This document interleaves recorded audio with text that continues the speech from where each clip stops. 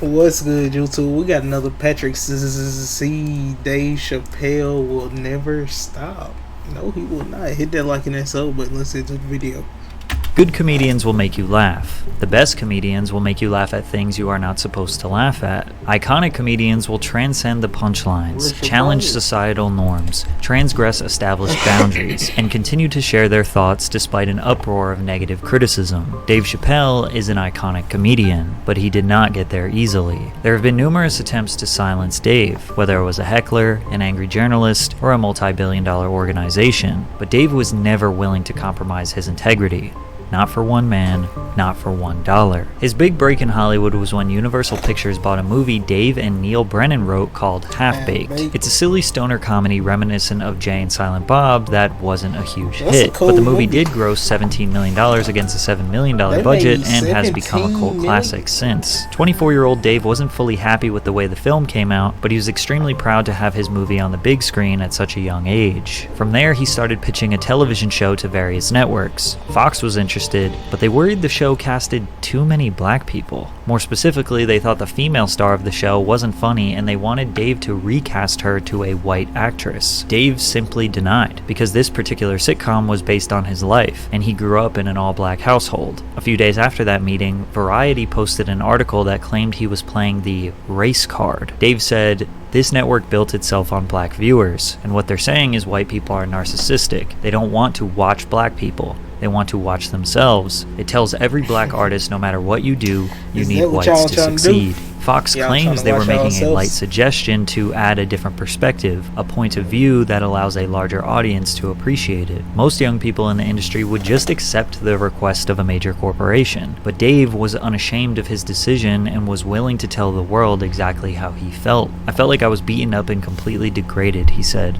"It's disgusting, and it made me want to vomit." It pretty much took Dave one bad experience to know this whole Hollywood thing is overrated. To make matters worse, his father was on his deathbed. While traveling back and forth from LA to Ohio, he realized how much he loved the small town of Yellow Springs. He describes it as something so real in contrast to Hollywood's powerful illusion. Dave purchased a farm out in the town with 3,000 people because he can focus on his family and friends. He can have real, genuine interactions with people who aren't trying to gain something from him. Sadly, his father passed away at the young age of 59. William David Chappelle III was a veteran, college professor, and an organizer in the civil rights movement in Ohio. Although young Dave lost the man he would go to for all of his advice, he knew that his father would want him to stand up and speak out for what he thought was right. Dave was not going to let anyone walk all over him, because Comedy Central was about to try their best at controlling him. Dave was convinced that after his father had passed, he was done with the show business, and he was just going to do stand-up. His first hour-long comedy special, Killin' Them Softly, released on HBO, and many consider this to be one of the best stand-up specials of all time. People knew Dave was a generational talent. He knew it. He could not give up on this dream. He started writing a variety show with various skits and sketches that were personal and relatable to the common man. He knew he had something big. All of this stuff was happening to him way before the Chappelle show, and he still did the Chappelle show. That's crazy. That's tough. And after a few years, in 2003, he decided to pitch a new show titled The Chappelle Show, which got picked up by Comedy Central for 2 seasons. The Chappelle Show is regarded by many as the greatest sketch comedy show in history. Dave would open the show performing stand-up to a live audience and then shift the joke into a pre-recorded sketch. All of his bits were rooted in a great deal of irony, basically conveying the exact opposite of what you would expect, like this employee training video that teaches you exactly how to get fired. Getting to work. First of all, never show up on time. He created characters that would earn die-hard fan bases, like Tyrone Biggums, who was, well, pretty much just a crackhead, or Clayton Bigsby, the world's only black white supremacist. Due to his blindness, he didn't know that he was actually black. Sometimes his characters were just over-exaggerated versions of real people, like Lil Jon or Rick James. I'm Rick James. Enjoy yourself.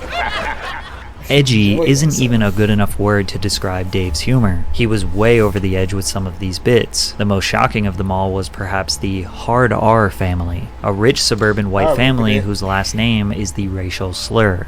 Morning, niggas! Why, it's Twisted, our colored milk fan. And it's my favorite every family to deliver milk to. The niggas. The very first episode of Chappelle's Show tackled an extremely risky subject, basically becoming a mission statement for the program. If you don't like this, you won't like anything else. Something like the Chappelle Show will never air on TV ever again, but at the time, people loved it. Now, even in 2004, the mainstream media was against shocking, vulgar, and risky entertainment, but they had a little tolerance. The solution back then was put it on after hours, like after 9 p.m. when the kids are asleep. The Chappelle Show averaged 3.1 million viewers per episode in 2004, just shy of Saturday Night Live's 3.7 million. However, Dave's impact on culture at that time far exceeded SNL. He was a superstar comedian at a time where comedy was missing superstars. Dave's show saved Comedy Central from failing and made them a ton of money. Chappelle Show Season 2 Uncensored has broken both the first day and 7-day sales records for TV on DVD, with close to 500,000 units sold on its May 24th release date and more than 1.2 million units sold in its first week out in the market. Chappelle Show Season 1 Uncensored, released last year, is the best-selling TV on DVD title with close to 3 million copies sold. Because of the first 2 seasons' undeniable success, Comedy Central offered Dave a whopping $50 million for a new season, but instead, he walked away. Like many people who are new to the entertainment industry, Dave signed a contract that he didn't fully understand. Of course, he hired a lawyer, but ultimately he knew this show was great for his career and he would make good money. What could possibly go wrong? Dave says he never got paid for the Chappelle Show because the contract said Comedy Central didn't have to pay him. This contract also said that they have the exclusive right to use the name and likeness of the artist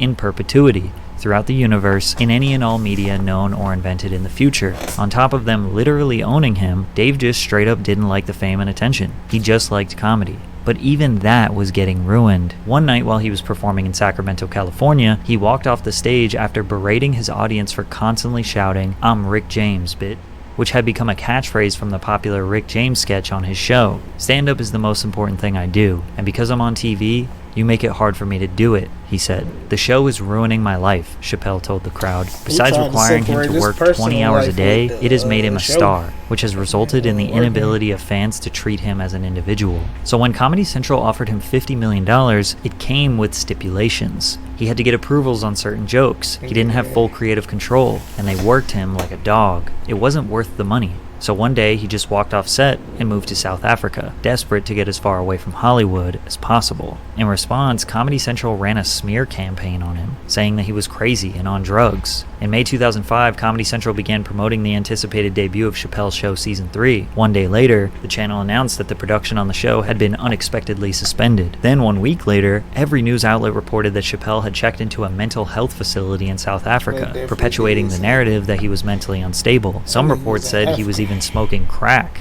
I was freaked out, man, with the fame thing and being called crazy and drug addict and all these things. Scared me. You know, just being treated that way.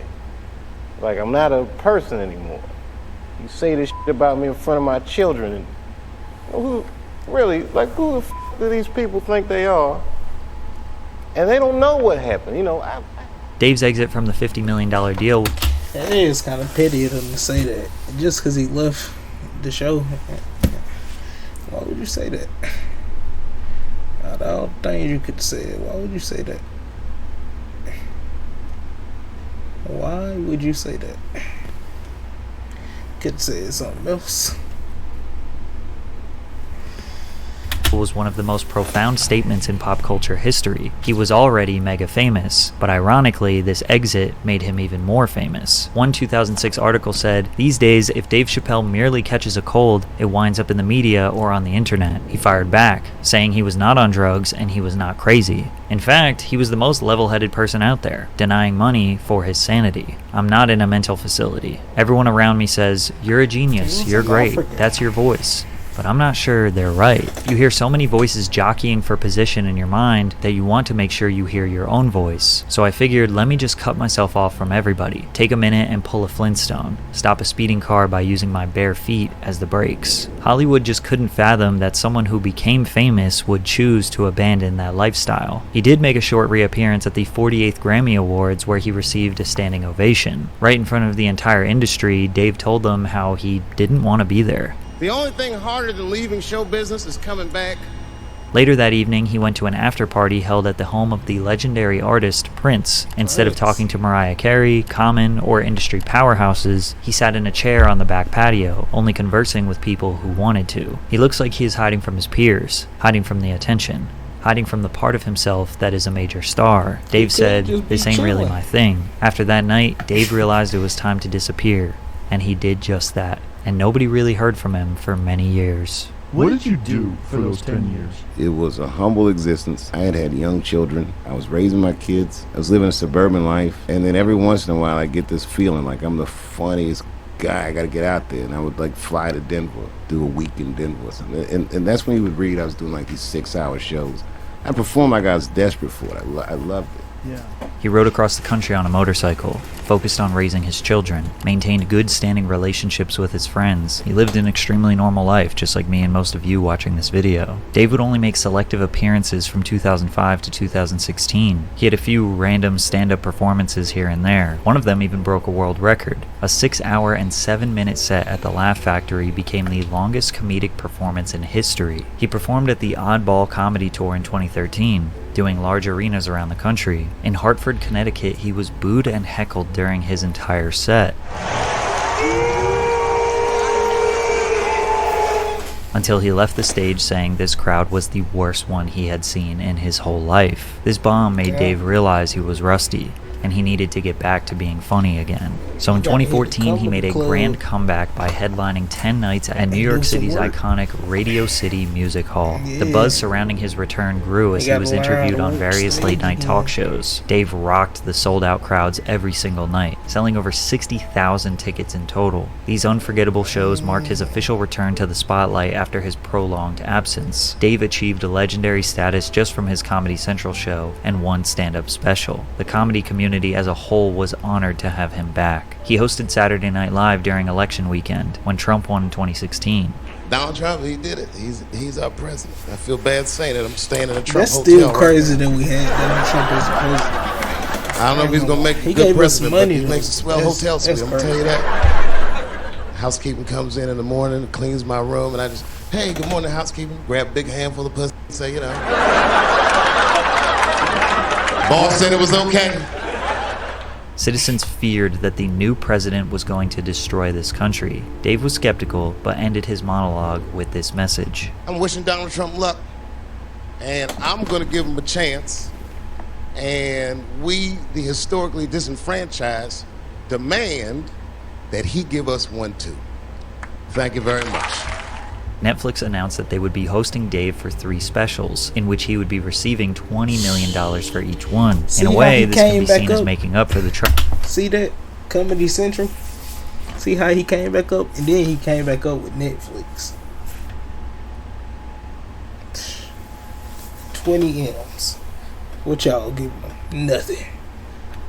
trouble he went through with Comedy Central. The Age of Spin was released on Netflix in 2017 and was met with good reviews. Months later, while headlining at Radio City Music Hall, he made multiple jokes about the transgender community. One in specific talks about Trump banning trans people from serving in the US military, in which Dave pokes fun and says that ISIS would be horrified to see trans women storming at them. Chappelle says he doesn't understand trans people, but doesn't think that disqualifies them from being a human being that deserves a life with dignity and happiness and respect. He ended by arguing that sometimes he thinks the only reason all of us are talking about transgenders is because white men want to do it. If it was just black people and Mexicans like, hey y'all, we feel like girls inside, they'd be like, shut up, no one asked you how you felt. Dave received a lot of criticism, with many citing that it doesn't matter he is joking because they are rooted in bigotry and overgeneralizations, or they say he shouldn't joke about a topic he is uneducated on. This back and forth just perpetuated more jokes and commentary from Dave. It became a bulk of his material. You know who hates me the most? The transgender community. That's comedy though.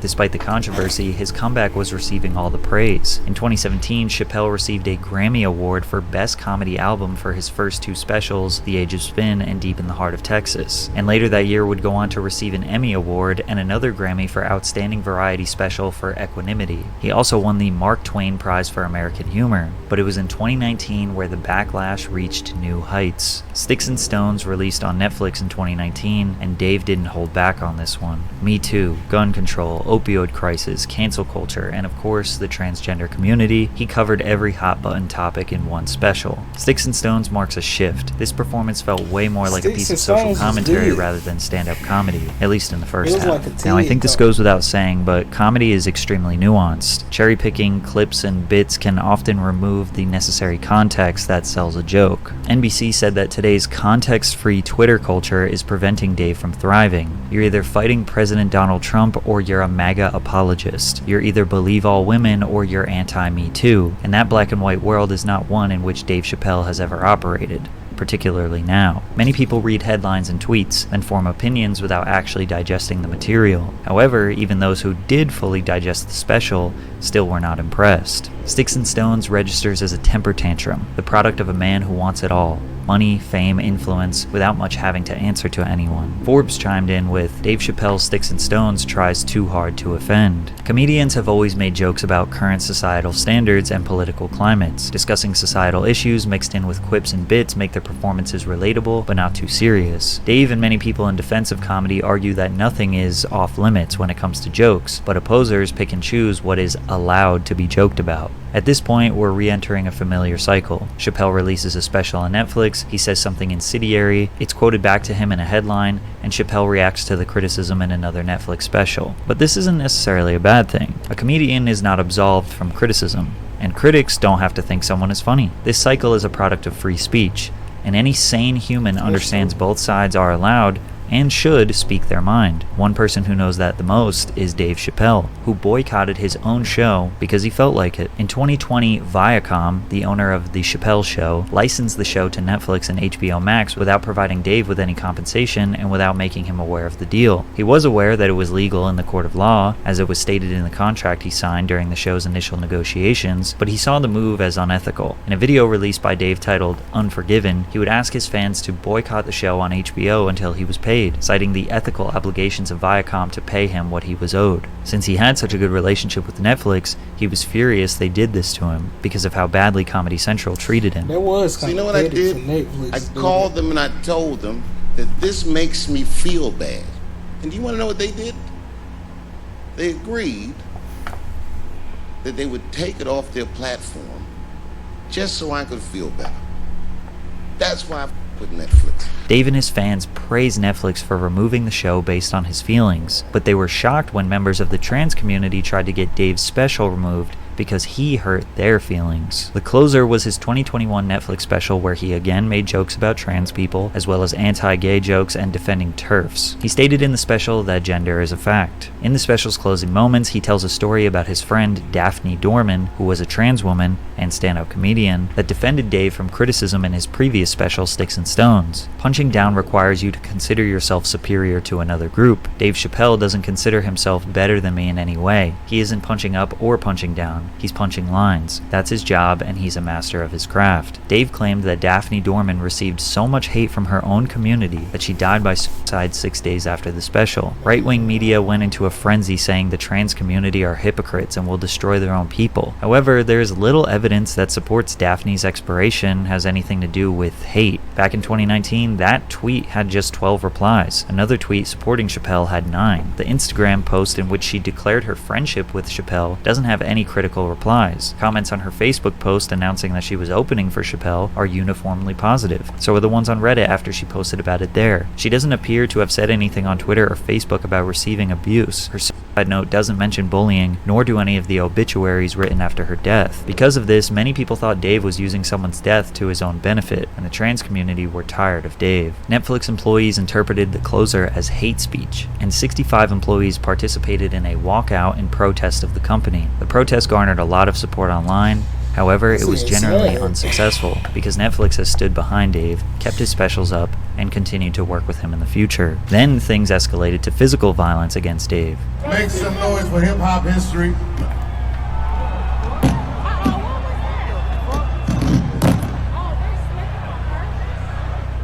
Isaiah Lee was the name of the suspect who later admitted why he attacked the comedian. I identify as bisexual, and I wanted him to know what he said was triggering. I wanted him to know that next time he should consider first running his material by people it could affect. Isaiah Lee has also been charged with attempted murder after stabbing his roommate. In a last effort to take down Dave, a venue in Minneapolis canceled a sold-out show of his hours before the doors were set to open. We believe in diverse voices and the freedom of artistic expression, but in honoring that, we lost sight of the impact this would have. The event was moved to a smaller venue in the same city and sold out 2 shows back-to-back. It seemed like the more backlash Dave got, the more it would ultimately help his career. The Closer was nominated for an Emmy for Outstanding Variety Special. To close out the year, Dave took the stage on SNL and delivered the show's opening monologue. And yes, he faced even more controversy. Recently, Kanye West had went on an anti-Semitic rant on social media, to which Dave responded with, I denounce anti-Semitism in all its forms.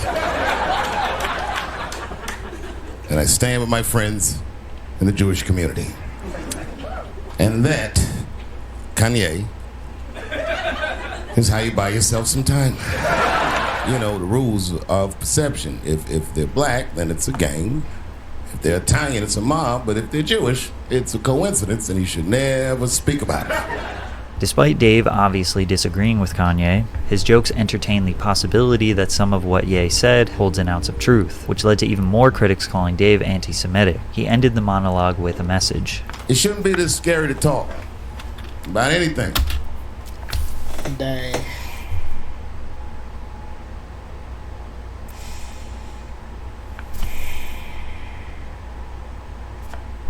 I don't even know. It's making my job incredibly difficult. And to be honest with you, I'm getting sick of talking to a crowd like this. I love you to death. And I thank you for your support. And I hope they don't take anything away from me. Whoever they are. Some people think that Dave's legacy has been tainted by hardcore transphobia, or trying too hard to be controversial. Even though his comedy has always towed the line as to what is socially acceptable, Dave has benefited greatly from free speech. He has gained hundreds of millions of dollars and die-hard fans around the world, so it's only fair if his opposition can also speak up and voice their opinions and disagreements with his performances. All attempts to silence Dave have been proven unsuccessful, because no matter what, he will always get right back on that stage and speak his mind. Well, Dave, speak your mind.